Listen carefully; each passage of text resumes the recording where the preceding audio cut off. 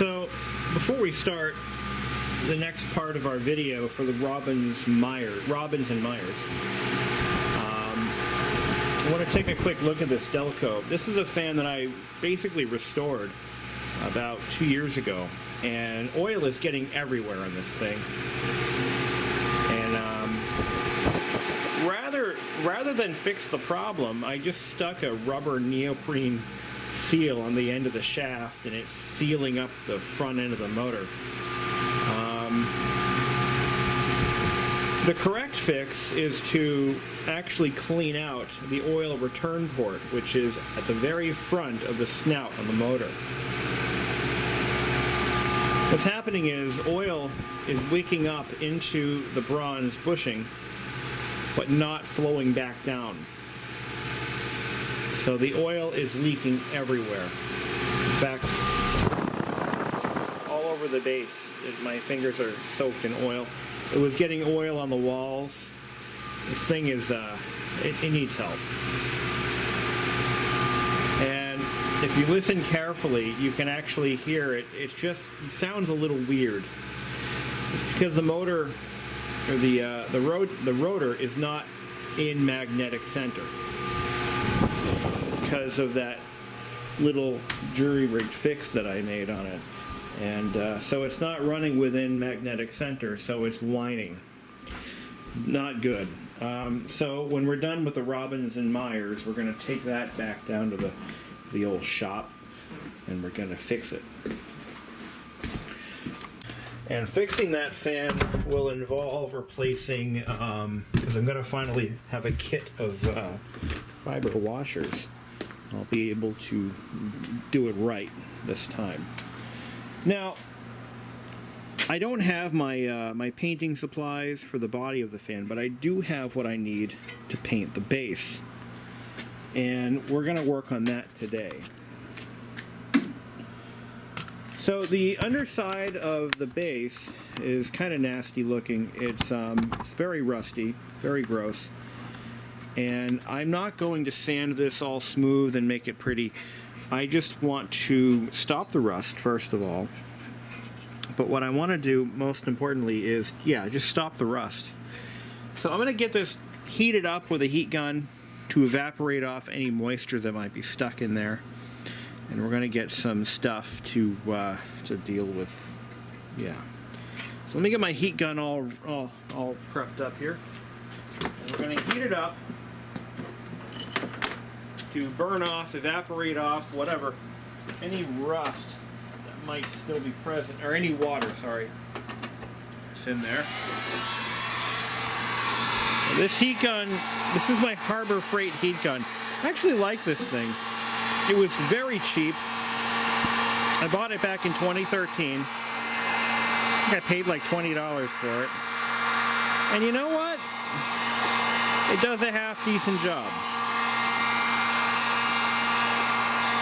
I'm going to heat all this crap up, and we're going to let any moisture leave the premises. Meanwhile, I got all the paint stripped off of everything. We used a mixture of paint stripper and good old-fashioned razor blades to get all that paint off. And so far, so good. Now, looking at the motor parts, we've got some sealant on these bearing caps. And that's going to keep the oil where it belongs. That is what the factory used, and that's what I'm going to do.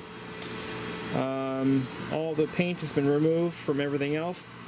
Now, we're also going to work on the grill today. I want to make some effort at... I want to clean this all up with steel wool. I'm not going to videotape that or anything. It's nice and hot.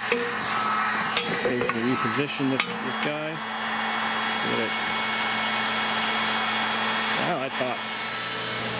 All right, so we're going to clean this all up. So a little bit of work went into this already, and you can see there's a huge transformation. It looks like this isn't chromed. I don't know. If it is, it's a very light plating. But these are cleaning up quite nicely. Again, we're not going to make this fan look like it did in 1938. We're going to make it look better. And we're going to do that by just cleaning it up really good. Get any corrosion that might be off on this, on, off, off. No more corrosion, my friends. Yeah, that's what I meant to say. You can see this did not get, I did not clean this one up yet. But look at how different it is from this one. Mind you, this fan did spend a good number of years in an unheated shed in New England, so yeah. Now, what we're going to do is we're going to start with this base. Now, I've got I had to buy a couple of paintbrushes, but I've got some. I'm going to grab one.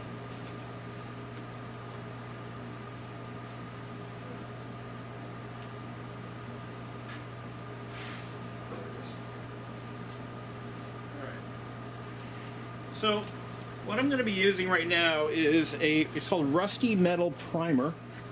I've never used this before, but my dad used it way back in the day. Now, Rust-Oleum in the cans, this isn't shaking. Let me shake it a bit. So, the Rust-Oleum that you buy in the spray cans,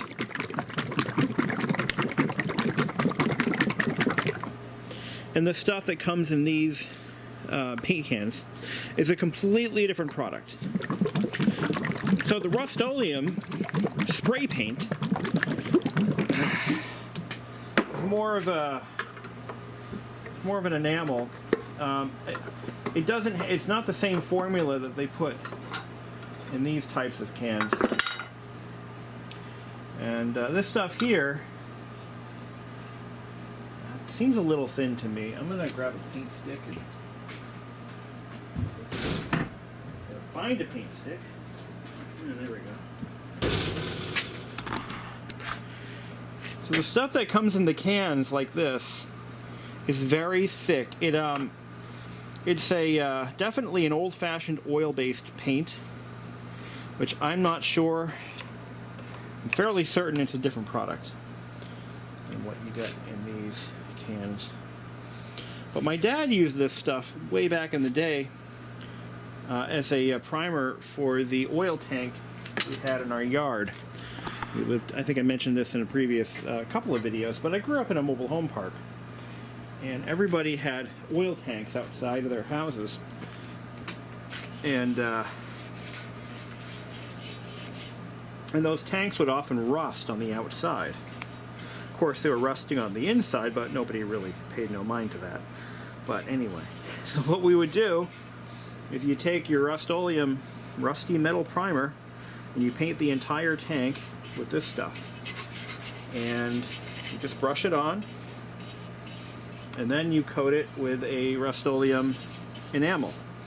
And not from the spray cans. You use the stuff in the in these types of cans. And what this does is it encapsulates the existing rust and it prevents it from spreading. That's the idea behind it. That's what it's supposed to do, and I'm going to hope that it works. In fact, because this is underneath the fan, we don't even have to top coat it. We can just leave it alone. Just put the stuff in there, on there, on there, yeah, not in there, but on there. And we're just going to coat this all in there, like that.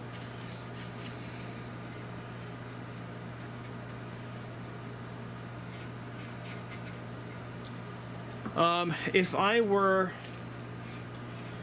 I gotta mention this. I don't restore these fans to sell them and make money on them. I don't restore them to display them for posterity or whatever.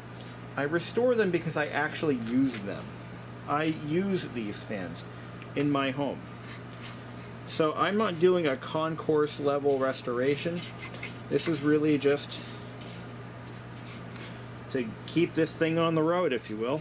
Keep this fan operational because I actually do use it. This is not a showpiece. This is something I use. All right, I think that's enough priming. What do you think? So what I'm going to do is go ahead and coat that with, you know what, I'm just going to leave it in brown primer. I'm not going to paint it black. I'm really thinking that this is going to be just fine. It doesn't need to be top coated, but it can be. And I have enough black Rust-Oleum to do it. I'm just not sure I want to bother. You know what I'm saying? Actually, really don't think I want to bother with that. So, all right, we're just going to let that dry, and we're going to continue working on the grill, and we'll see how that goes. Oh, I just got stuff all over my face. You know I can't win, right? You know I can't. So that's pretty much done as far as the polishing part of it. Now I want to coat it with some clear lacquer to prevent any further rust and oxidization. I actually don't have to do that, but my fear is that this metal will rust if I don't. But I screwed it down to the bench to straighten out the entire grill a little bit. It was, well, it's still a little bent. But let me kind of show you what I'm doing. This is something that I've never tried before. I figured, what the hell, right? If I could screw it down to the bench, I could have better luck maybe straightening out some of the this bent metal. So I'm going to apply some pressure down here and kink that up a little bit. It's pretty obvious that this fan had been dropped at one point onto its head. And yeah,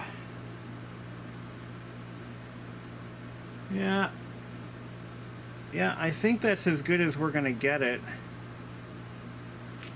I think I'm happy with that. So we're gonna clean it up with some 409 and some hot water, and then we're going to coat it with lacquer.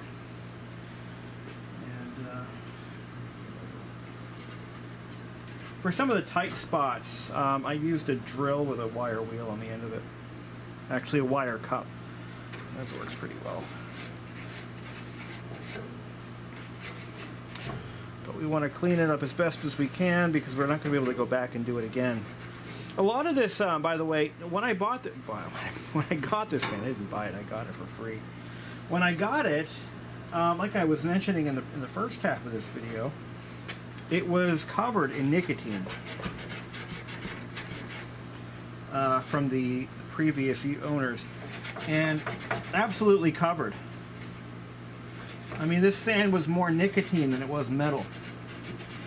The thing is, I didn't do a very effective job at cleaning anything off. I just, again, I was a lot less experienced, a lot younger, didn't really think that through, didn't think it thoroughly through.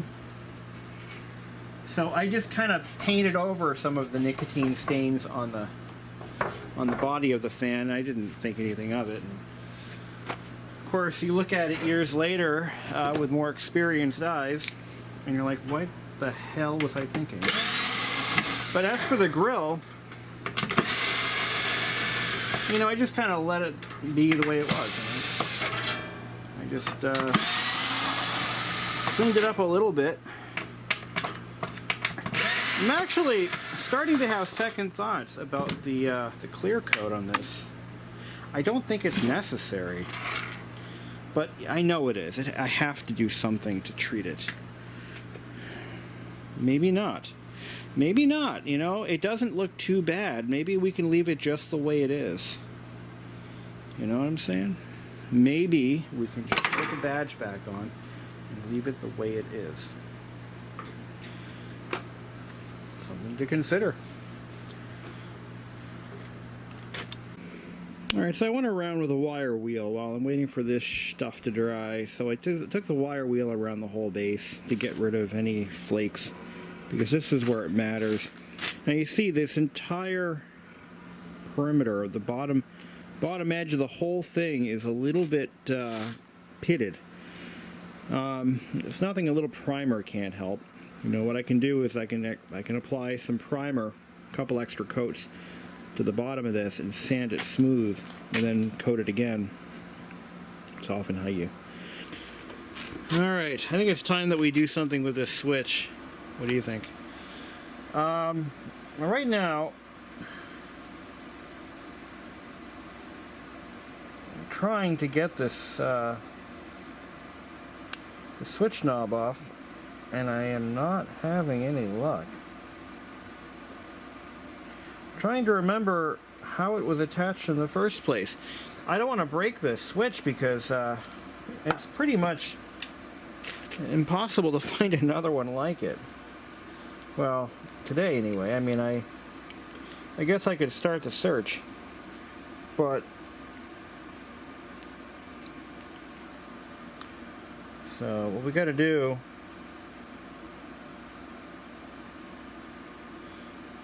is carefully examine how this is put together, and then we're going to clean everything.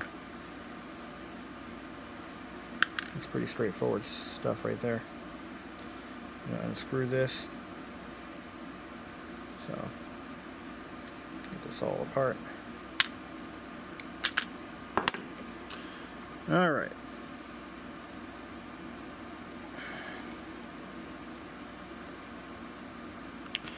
Alright. It's a pretty simple switch.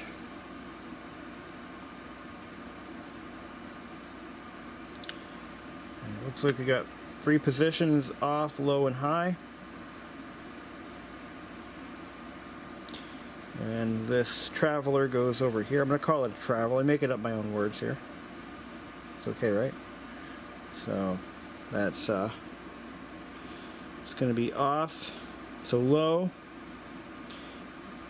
And let me get this in the camera view here. There we go. Adjust. Off, low, and high. We went over this in the first video. And what's happened is all these contacts are just so incredibly worn out. And although they all seem to be physically intact,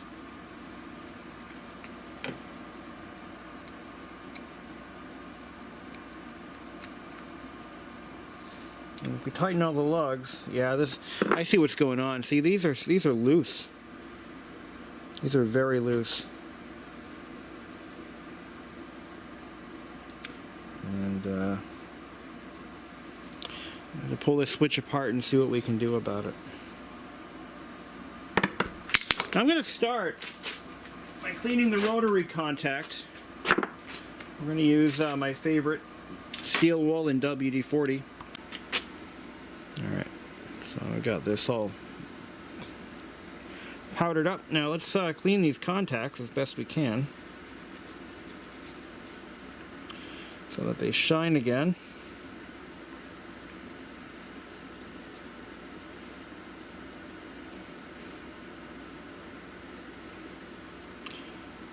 Alright. Now at the bottom, it appears that these parts aren't really there for contact purposes, but they're really for detent purposes, for positioning. So, at least that's my estimate, my understanding of it. So now we're going to take these contacts out.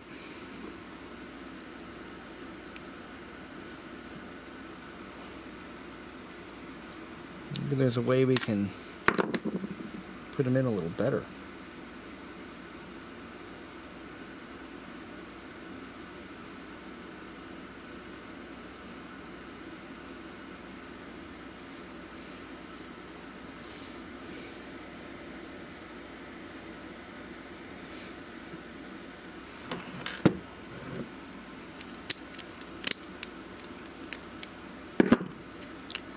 Maybe we can learn something here.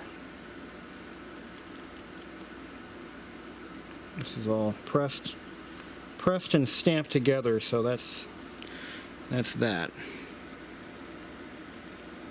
All right.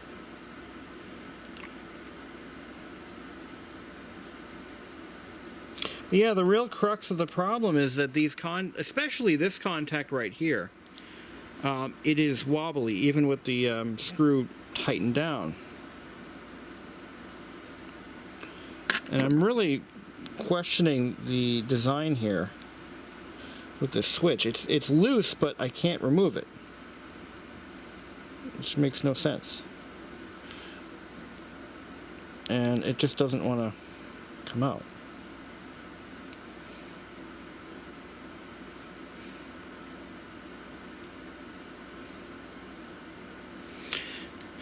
Whatever. Okay. Yeah, alright. Well, that's that. Let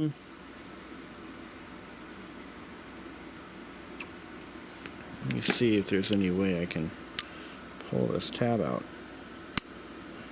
No. No, no. It's as if it's molded in there, and again, I can't... Oh, I see. This bottom plate has to come off. I see how they do it. I see. And I can fix this. Alright. That I'm confident of. This is something we can repair. I shall show you. This bottom plate has to come off. And it looks like that's probably not going to happen unless I can get this removed.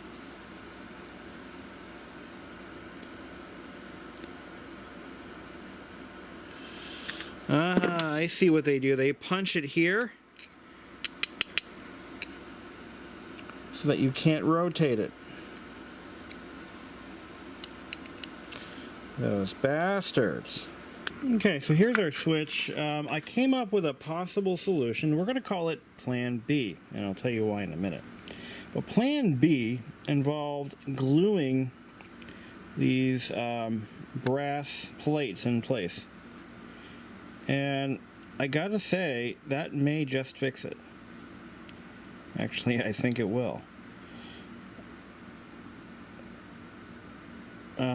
Or not. That's why this is Plan B. No, I think it is.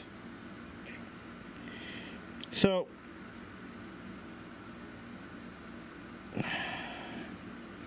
yeah, these are no longer moving like they were. Yeah, that one broke free. So this is not going to work. Maybe it will. Maybe it will.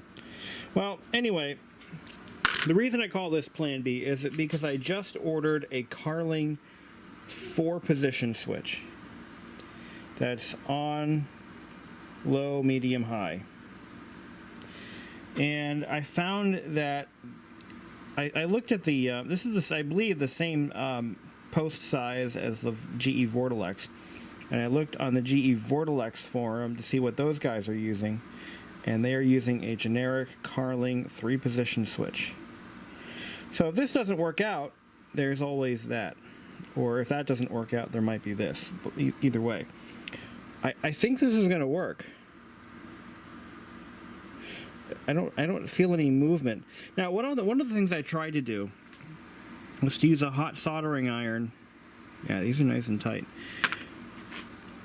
The glue I used, by the way, is Ultra Gel from Logitech, from Loctite. It's my favorite glue. Good glue. Anyway, so yeah, what was I saying? So yeah, the Carling switch may be a solution. May not be. We'll find out. But let me put this switch back together, and we're going to test it out. We're going to test drive it and just see how it works. I think we saved the switch. So my little fix seems to be working. Yeah, just kind of tighten this down a bit.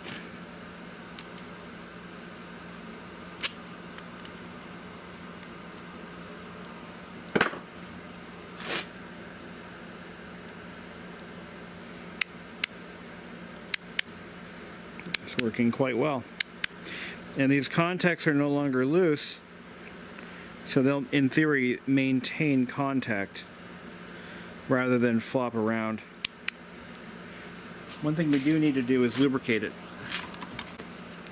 For that, we'll use Radio Shack Control Contact Cleaner and Lubricant. Use a nice dielectric film in there for lubrication purposes. and will prevent further degradation of the switch. In theory. In theory. Okay.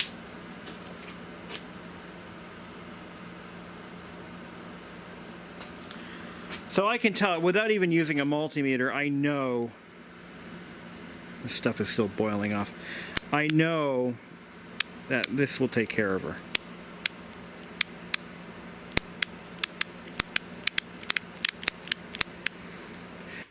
Alright, so this is as dry as it's going to get. This stuff does dry slowly, though. I mean, this is still a little soft here. Now this is actually, it's been drying for about 12 hours. Anyway, so the original feet were these little felt deals. So these little felt plugs used to sit in here. They were glued in. And I was going to try to reuse these, but they're just not nice. I have all three of them. They're just gross and nasty, and I'm not using them again. So I decided I was going to try some rubber plugs. So I went to the hardware store and I bought these rubber stoppers. And I'm hoping that I can get these to... What you got to do is you got to cut the stopper in half. And use the thicker part of the base. Try to get them about the same thickness. We'll just take a razor blade like that. Just like that. There's our new feet. So the challenge here is finding a glue that will stick to the rubber. I decided I'm not going to put a coat of black paint on this. There's no real need to do so.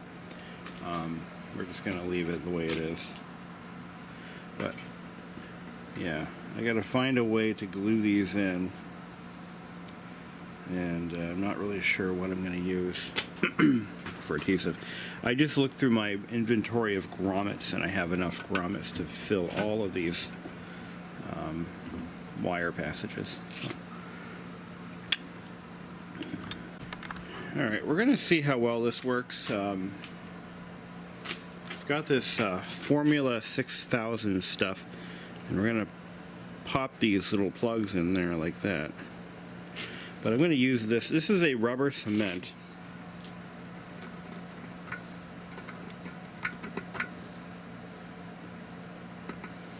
And we're going to put this into each hole. And we're going to see how that works out.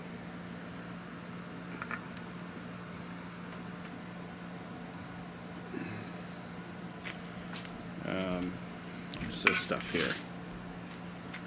I've only used this stuff on a few different things over the years, but well, here it's worth a try. So we cut our plugs down so they fit in the holes. Now, I had a better idea. I think it's a better idea, but you all might disagree. My other idea was to use... See how I'm using my drill press as a stand? See that? Swing the plate out a little bit. Anyway, I thought it was clever. So my other idea was to use epoxy and take some furniture. I have them out here somewhere. I guess I don't. Anyway, so my idea was to take some epoxy, right? And fill these up with epoxy and then drop those little furniture pads into the holes. But I think this will work. I'm going to have to set it down on the floor so the weight of the stand helps to keep these in place. But this should be okay. We'll see what happens. I mean, if it doesn't work, we can always go back to the drawing board. It's not like it's the end of the world. if they fall out or whatever. But what I like about this stand is that it has 3 points of contact, so it will never wobble. As long as there's 3 points of contact, it will not wobble. That is so cool. That is really, you guys need to appreciate just how cool that is. I hope you do. I really do. Because a lot of stand fans tend to wobble because they're on 4 points of contact.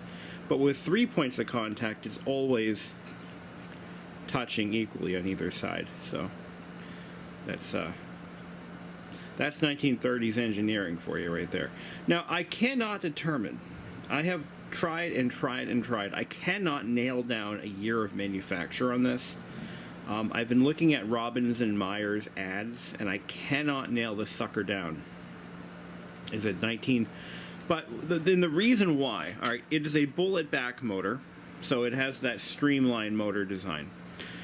But it has this stand, this round, so that looks like a later model stand, so like late 40s maybe. By the early 1950s, they had completely changed their design. So I don't know how old this fan is.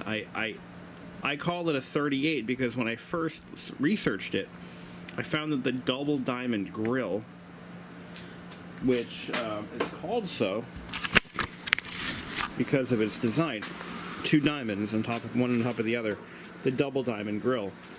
So that design grill definitely existed well into the 1950s, but the motor design, the head badge, and the that all dates throughout the 1940s and the last 2 years of the 1930s. So, I know I said we were going to keep this part unpainted. We're not going to repaint this piece, and I mean that. This still has its original paint on it, and we're going to leave it the hell alone. What I found interesting is the head pivot here is a ball bearing piece. That's a ball bearing pivot on this thing. You know a fan is meant to last, and you've got ball bearings in such a minute and simple part. Just an observation of mine. But yeah, we're going to leave this alone. So, just cleaned it up a little bit, took all the old grease out. I mentioned earlier I found that I had used white lithium grease in this fan, and I shouldn't have done that. I know better now, but I didn't know better then. Live and learn, I guess. White lithium grease does not belong in fan gearboxes and anywhere in this fan. But you got to use good old-fashioned wheel bearing grease, which I have some in here somewhere. Right here. This is what I use. It's Bel-Ray waterproof. It's the blue grease. It's good stuff. Doesn't need to be waterproof, but it is. Or you can use just generic chassis grease for automobiles. That works well too. I find some people use a red grease. I might actually try that. I'm going to reassess what I'm using for lubricants, and I'm going to try to maybe use something a little different. But I have a lot of grease on hand that I could use for this. A lot of different products I can try. So I went ahead and I painted the base, which is all steel. And for that, I used lacquer. I didn't use a primer. I just cleaned it up with alcohol and used lacquer. It's not perfect. I see a few little defects here and there from the either dust in the air, or I don't have a spray booth, or I just didn't sand the base as well as I had thought I did. But what I love about lacquer paint is just how smooth a finish you can get off of it. It is second to none. It levels off much nicer than enamel. And I can see my reflection. I mean, this is the best paint job you can get out of a rattle can. the prep work is, again, everyone knows that 80% or so of a paint job is in prep work. The rest of it is in materials and just plain old skill. But I'm not going to strip it or do it again. I think I'm happy with this. I don't know how well lacquer works directly on aluminum, and that's why I can't just go and paint the blades and the shrouds, because you need the self-etching primer, which isn't compatible with lacquer, so the stuff that I bought. So at least the base is the bulk of the fan. I mean, it really is. It's most of the fan is the base, and that's what you're going to see the most of, the pole and the base. It's all about that base. Anyway, so yeah, what we're going to have to do is we're going to have to go ahead and wait for the primer and everything else to come in, and then we'll do the rest of it. But I love lacquer. It just looks so good. You get a lot more orange peel with enamel, I find. So anyway, so we'll let that harden over the course of a couple of days. You know, this guy here, if the chrome was just a little bit nicer, I would just leave it, but it's not. It's not so good. Yeah, it is. Yeah, it is what it is. All right, there you go. So I just put the final coat on this stand, and that smoothened out some of the bumps. Looks pretty good. And it's, like I said, lacquer just, it levels really nicely. It's good stuff. I used some of that Duplicolor Perfect Match. Oh, it's in the cabinet now. But it's a chrome paint. Put some of that on the collar. And what I had there before was Battleship Gray. I think that looks better than Battleship Gray. What do you think? I painted the rotor ends in black lacquer. I just thought I would do something to coat the rotor. I pointed this out in an older video from another fan. I think it was the Delco. But you'll notice that the holes drilled through the rotor, I think this is... my motor terminology is a little mixed up sometimes. I can't help it, but I'm just a human being, right? An armature is, I believe, what this is called. Although I could be confusing that with the commutator, which is, I believe, on a brush motor. I gotta bony up on my terminology here. It's really sad when I've been doing stuff like this my whole life and I can't get the terms straight in my head, but I'm going to call this a rotor because that's what it does. It rotates. I know that a stator, this is a stator, and you can remember that one because stator or stationary, meaning it doesn't turn. Anyway, what was I saying? Yeah. So you'll notice that the holes are drilled at an angle, and that is done on purpose. It's done for cooling. Well, yes, for cooling. And as this is rotating, it's going to draw air through. So the air is actually, if you look at how if you had like a wind tunnel machine, some steam or smoke or something, you would see how as this is spinning, that slight angle allows it to scoop up and eject the air a lot smoother. So just in case you're wondering why that is. All right, so we got the stand assembled. Not bad, not bad. Little scratch there and there from when I was knocking this collar back into position. I used a block of wood, which of course split in half. That's okay. What I'm probably going to do is just buff it out. The nice thing about lacquer is it can be buffed. So once it's fully cured, it should be able to buff pretty easily. Put it on nice and thick for that reason. Or I can leave it alone. Either way, not a worry. So yeah, she's coming along. I got the switch plate also painted. I decided to just go ahead and do it in lacquer. What the hell? And while I was there, I cleaned and recoated our dial, our switch position indicator with a clear lacquer. Try not to scratch these newly painted parts. So anyway, so that's pretty much ready to go back together, but we want to make sure this is fully cured before we go too far with it, because I don't want to have to repaint these parts all over again. So we got our wiring today. This is the two-strand, or two-strand, I guess you call it. So we got our wiring today. This is the brown and black houndstooth. I thought this would be a perfect fit for this fan. I'm going to show you a couple of tricks that I've learned when working with this stuff. This is the 3-wire head wire replacement, 5 feet. Let me get the 3 wires in that bundle there. A couple of things you want to know about this stuff. It is very easy to screw up. Working with it can be challenging because this is a woven, unwaxed or uncoated cloth, and I believe it's I don't think this is rayon. I think it's cotton. In fact, we're going to find out right now. So if it melts, it's rayon. If it burns, it's cotton.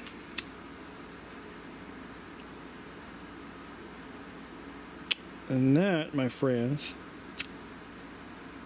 that is rayon. So it looks like we got ourselves a nice little win there. What I found is if it's cotton and it burns, you can't singe the ends. But because it is rayon, we can do that. So I've actually cut this stuff back. Now you got to be careful. This stuff will unwind very easily. And I had to cut it back so we can put the plug on the end. I'm going to just get as much done as I can so that when I'm starting to reassemble this fan, I don't have to scramble to do other things. Now, if it's rayon, in fact, even if it's cotton, you're going to want to, well, let me rephrase that. Whether it's rayon or cotton, you're going to want to sleeve this with a little bit of heat shrink tubing. But because it's rayon, we're going to just kind of melt the ends here so that it doesn't unravel any more than it has. Just like that. Okay. And to protect it from further unwinding, we're going to take ourselves a little bit of shrink tubing. And we're going to go right over it. We're going to sleeve it just a little bit. Be very careful. This is probably a little bit too small. Yeah, we'll use this one here, and we'll cut it. Probably put like maybe ½ an inch or so. You don't need very much. And we're going to gingerly sleeve this right over, just very carefully. Kind of rotate it as you stick it on there so that it, you know what I mean? See what I'm saying? Okay, and we're going to just take our lighter or whatever you got for heat source, and we're going to just shrink it down.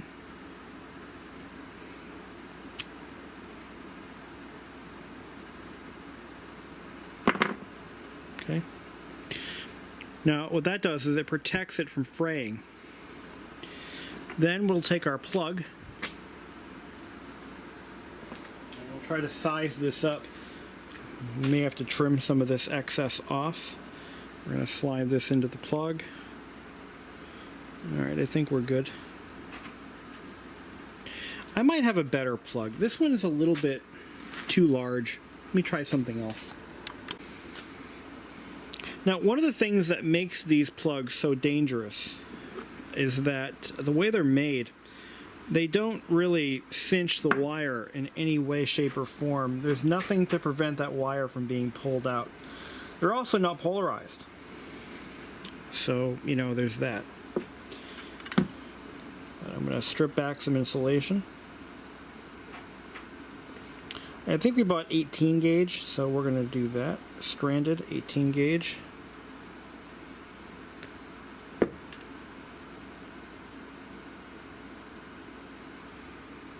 Okay. The wire, by the way, is made in a way that could be polarized and easy to tell the one wire from the other. You'll notice that Yes, I thought there was a difference in yeah, there is. So one side of this is striped, where it has like vertical strakes in it. The other one has more of a knurled appearance, and you'll see that one's copper, one's what's that? Probably tin plated copper. All right, I'm gonna stick this through here.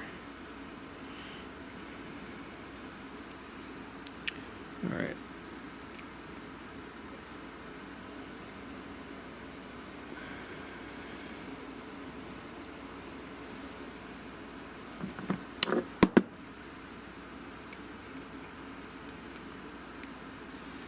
I'm just going to wrap my wire around each lug. We're actually going to solder this wire, by the way. I didn't mention that, but we're going to do that. That's how I do it. I solder the lugs because they're less likely to loosen up over time if we do that. And you're going to get a much better connection, a more permanent, longer lasting, high quality connection. Remember, my fans, they're not showpieces. They are workhorses. We're not doing this because we want artwork in the form of antique appliances. We actually use them. And they're good at what they do. Better than anything made today. Promise. So, but being made before OSHA standards, you know, things really aren't. See, it already unwound itself. So I'm going to go back and we're going to wind it up again. When you're twisting the wire, try to stick with the original direction the wire was made in. Yeah, seems like a basic thing, but you know, I fear that it should be mentioned.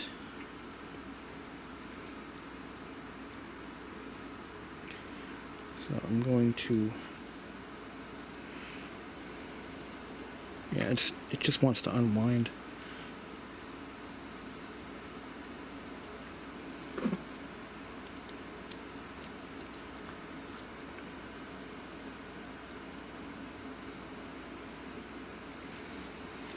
And always wrap the wire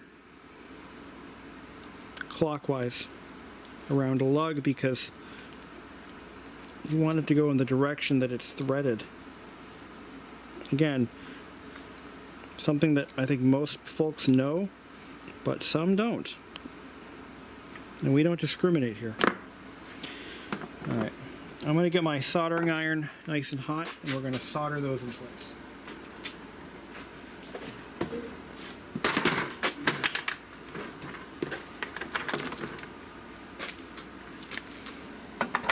And we're going to use the quickie iron to get this done.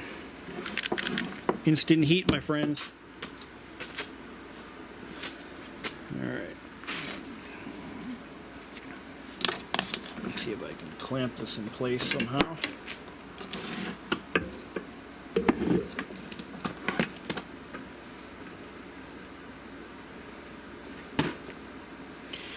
All right. Okay, got my hot iron, I got my solder, and we're out of frame. No, we're not, it's right there. Okay.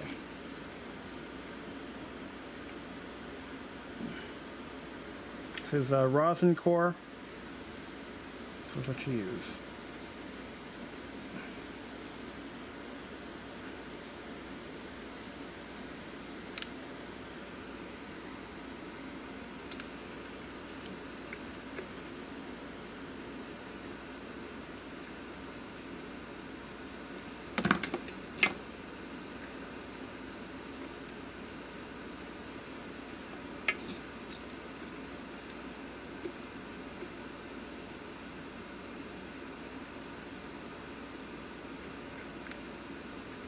Probably use some flux.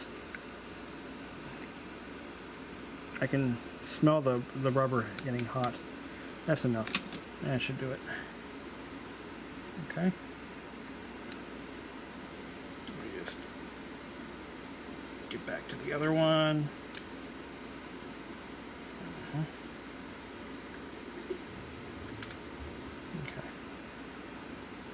I think that's going to do her.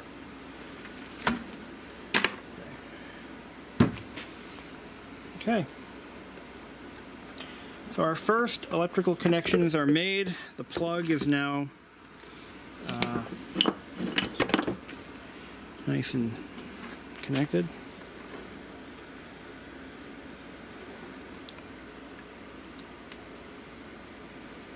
I think that'll do her.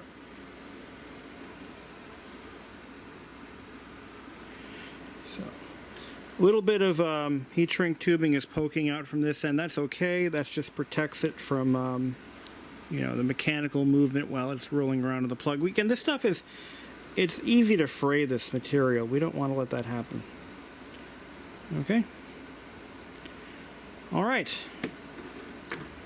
That's one job done. Now, I bought that in, I believe, a 15-foot length because I want that cord nice and long, because if this fan is fully extended, you got to remember, the stand fully extended takes about maybe 5-6 feet or so. So we want to make sure that there's an adequate amount of wire left over to plug it into the wall. So I went with about a 15-foot length wire here. And let's figure out how much footage that gives us.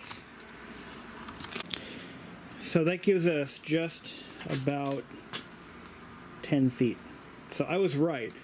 I didn't even measure it, I just guessed, and I figured 5 feet from here to here. More like 4 something. But that gives us, because this wire is going to stick out about that much, give or take. So yeah, that's not too bad. That's not too bad at all. And I love the color scheme. It's just absolutely exactly what I wanted. Now, I looked at some old Robbins and Myers ads, and this fan originally had a rubber cord. I just want to point that out. Yeah, this fan had a rubber cord.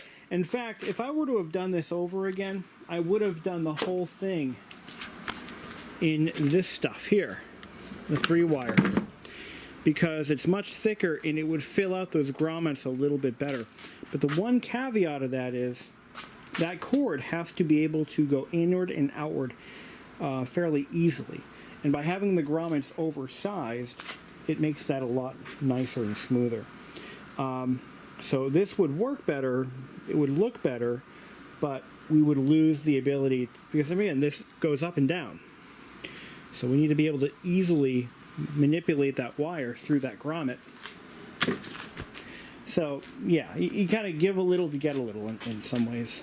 But yes, this fan would have shipped from the factory with a rubber cord because it was made. Now, again, I don't know exactly what year it was built, but it's looking to be more like the 1940s, early to mid-40s. Either way, she's a bona fide antique, and she's going to live to see another day. You know, it's kind of funny because, all right, this fan is already 80 plus years old. If it was made in 1940, it would be 81 years old, going on 82. If it were made in 1940, that's a good amount of time. And you look at the condition it's in, and this was a heavily used fan. It was heavily used in its heyday. It spent some time in a shed. Yes, it wasn't used for maybe 1 or 2 decades, but look at the condition that all these parts are in. 82 years old at a minimum. Now, if it was made in 1938, like I think it was, it would be about 84 years ago. So it would be about 84 years old if it were made in 1938. Now, what I'm getting at is, okay, so it's getting its first restoration, maybe its second, well, it was refreshed in the 2008 period, and not very well. I did a very poor job, but it still ran fine. But here we are, 10 years later, doing a complete overhaul, and this thing has, I would say, easily another 84 years left into it. Now, could you imagine that this fan could still be running in the year 2000? This is going to be well over 100 years old, 160 years old. So could you imagine this thing running at 160 years of age? I mean, that's something right there. This thing could very well live to be 160 years old and need another restoration. I mean, it's just mind-boggling to think how old this fan could potentially become. So I say this for this reason. When you're restoring something like this, try to imagine someone 160, well, 80 years later, or however many years later, doing the same thing over again. And they're going to be judging your work. They're going to be looking at what you did, and they're going to be judging your workmanship. Think about that. Not that it changes anything I do, but, you know, it's just something to think about when you're working on something like this. Now, I say that because I have a clock upstairs that was made in 1845. Now, that clock still runs because of all the efforts I put into it, but it has signatures on the inside of the door, of the clock door, of everyone who's messed with it, everyone who's serviced it since 1845. And my name is on there too, because its history didn't stop when I started restoring it, because it continues on and on and on and on. It'll be around long after I'm dead, and long after my successors are all dead. It'll still be around, and they're going to say, wow. It went from, I think the last service date was like in 1931, and boom, restored in 2000. In that case, I think it was 2014. Just something to consider, something to ponder. You know, that when you work on these antiques, you're not going to be the last person in there. You're not going to be the last person to do that job. Someone will do it after you, as long as you did a good enough job to keep it going and make it worthwhile to fix again. You know, just picture this house, for example. You know, I mean, when I bought it, it was pretty much all original. Nothing really had been done with it, but everything that I've done to this house will still be here 200 years later, you know. Well, okay, maybe not 200, but, you know, in about 70 years, you know, someone will probably be renovating this house. Well, actually, probably a lot sooner than that. We'll see what happens. But my point is, you leave your mark. That's it. That's the point I'm trying to make. Whatever you touch, whatever you work on, you're leaving your mark somewhere. You're leaving your impression somewhere. So if you're going to sign your name to it, you better do a good job. I guess that's whatever. All right. Now, I'm going to end the video here. And when we come back, we'll have the rest of the restoration supplies, and we'll finish painting up the motor housing. We're going to rewire the stator, and we're going to, finish this sucker right up, and hopefully do a test run. So, as much work as I can do right now, I want to get it done. Get as much as I can done now, so I don't have to deal with it later. But I'm all excited and hearing and the prospect of seeing it run again. But, all right. Oh, damn, I almost forgot. We have a little project. We want to put this switch back together, don't we? I know I do. So let's do it.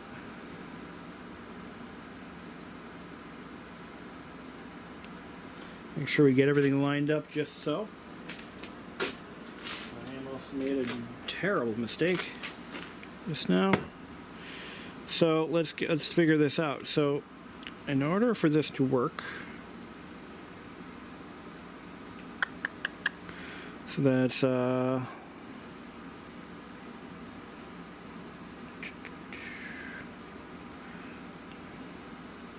be careful. This lacquer is still pretty young, so it's gonna scratch very easily.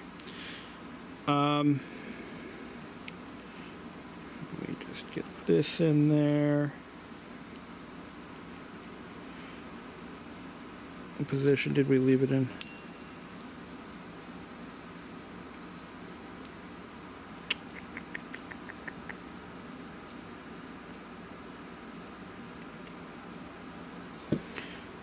see, is that low?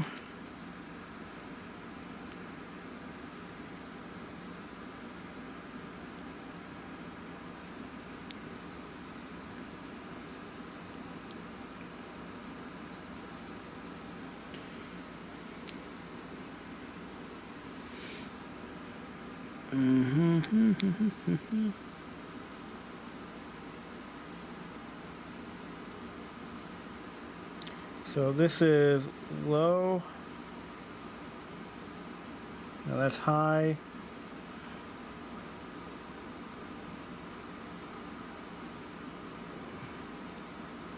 That's low. And that's going to be high and off. No, that should be off. Hold on, let me figure this out. I figured it out. So that's off and low. Let's see if we can align this a little bit better. There we go. So that's off and low. Okay. So now we just got to put the switch rotator contact back in position. Using my lucky screwdriver for that. So far, these little contact points are still sturdily mounted, and that was the reason for the repair in the first place. They weren't exactly happy, so it should be low. So that's going to line up with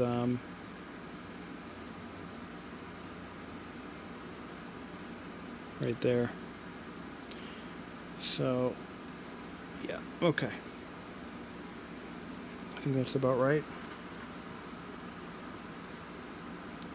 I'm just going to put some tension on this spring and we're going to test drive it. Okay. I think that's about right.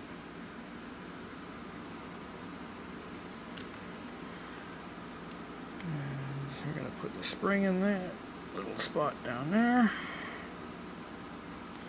I'll hold it with my thumbnail very carefully. I don't want to wind up with it in my face. Put the cotter pin in place.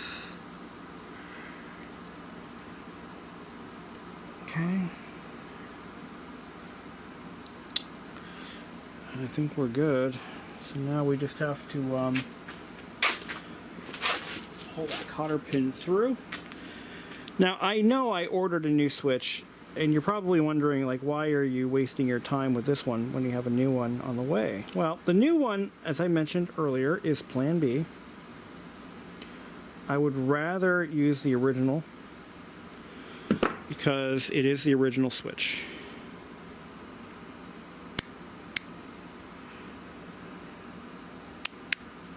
That works nice. Good action. Good action.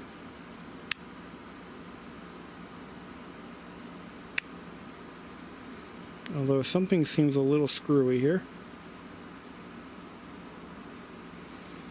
No, I'm looking at it backwards.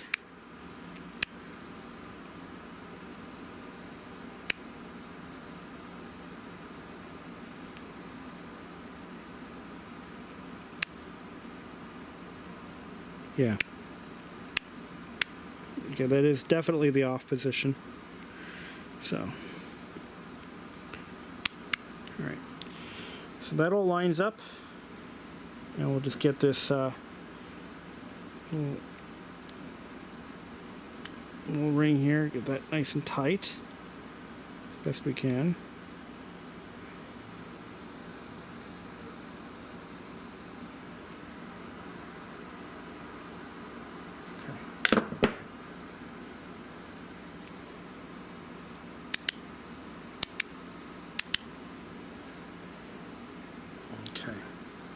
Tighten it up a little more. There we are. Nice.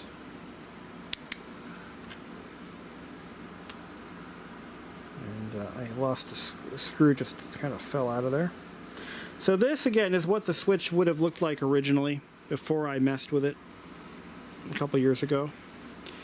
You know, before I went hog wild with the paint and just kind of ruined this poor antique. This is what it would have looked like. Pretty classy when you think about it. I mean, look at how beautiful that is. Absolutely gorgeous. Why did we lose? We lost so much with modernization and cost cutting, and this beautiful old thing is just exactly that, beautiful and old.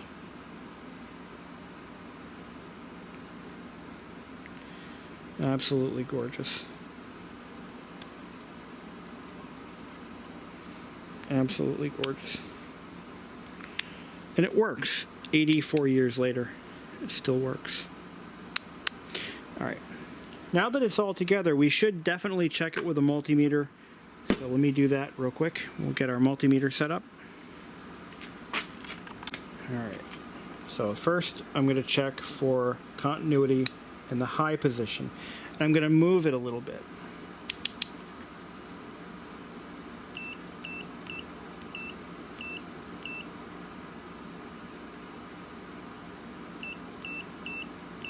There it is. Okay, so in the low position, we should have continuity between these 2 points here. And we do.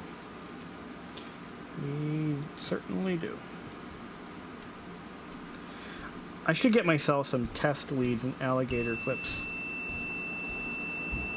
I'm going to rotate it a little bit. It seems pretty stable to me. I'm looking at the resistance. It isn't even moving. That's what you want right there.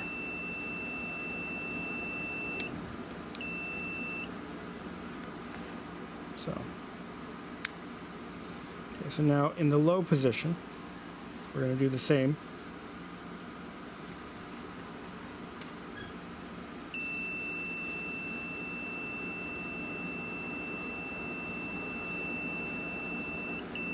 That was me.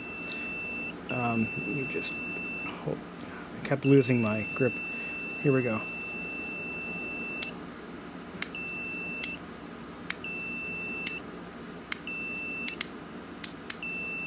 Nice. So we have good continuity on both speeds. So switch is done. Ready to go back. Very nice.